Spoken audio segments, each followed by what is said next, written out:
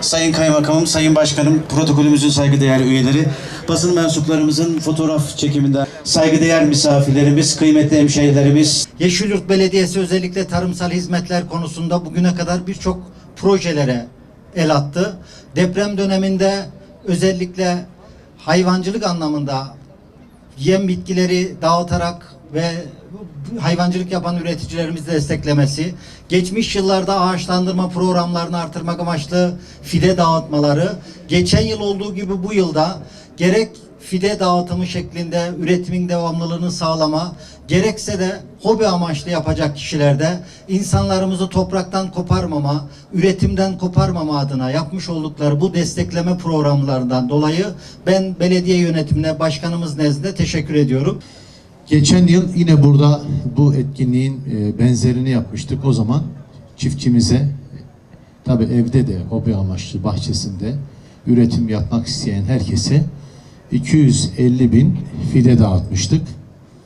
Bu yılda bunu işte 50.000 daha artırarak domates, biber ve patlıcan gibi 3 kalemde hem çiftçimizi hem de evde hobi amaçlı üretim yapmak isteyenleri toprakla buluşturmayı hedefledik.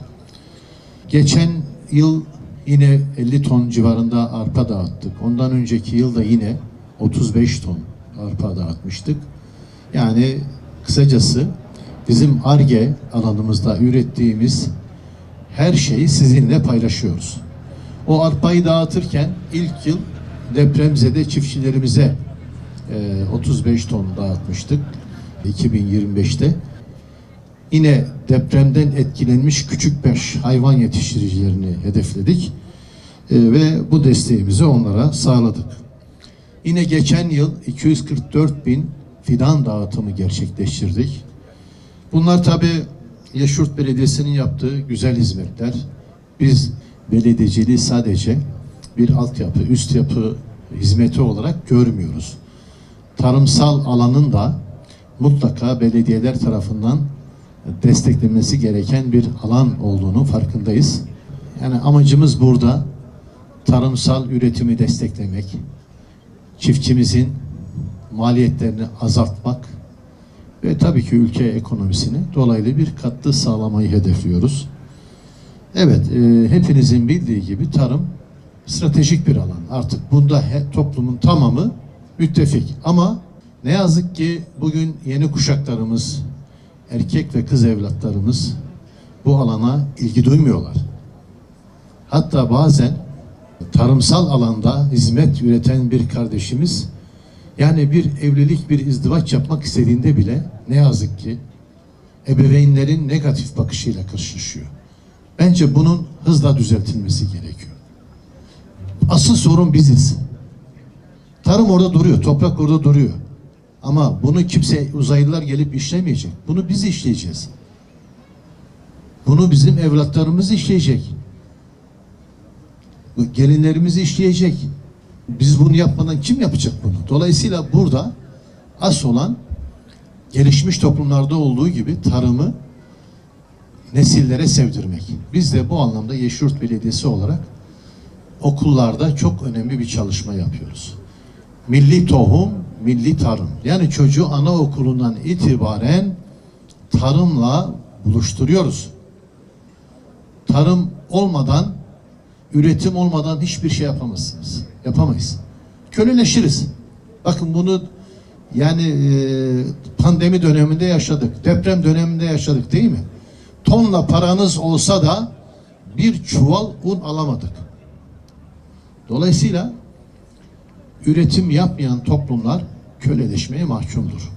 Bizler de mutlaka tarımı sevdirerek, çocuklarımıza sevdirerek,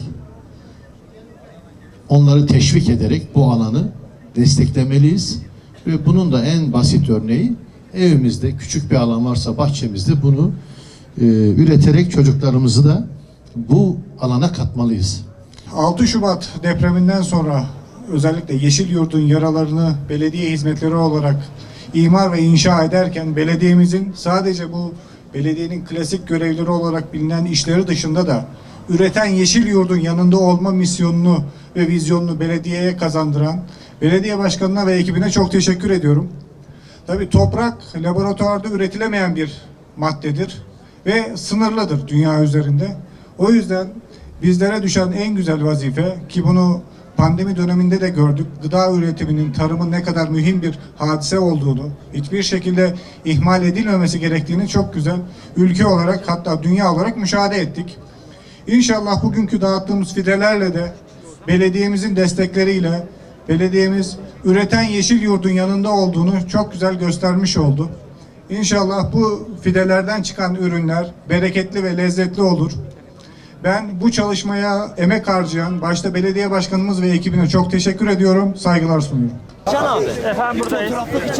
Evet, çiftçilerimizden formun sağ tarafında kaydı alınan, ÇKS kaydı olan siz kıymetli çiftçilerimize fotoğraf çekimi yapacaklardır. Buyurun efendim. Efendim? Sıra arkada da ya, arkada. Arkada, sıra arkada. Almalarını rica ediyoruz. Başkanım.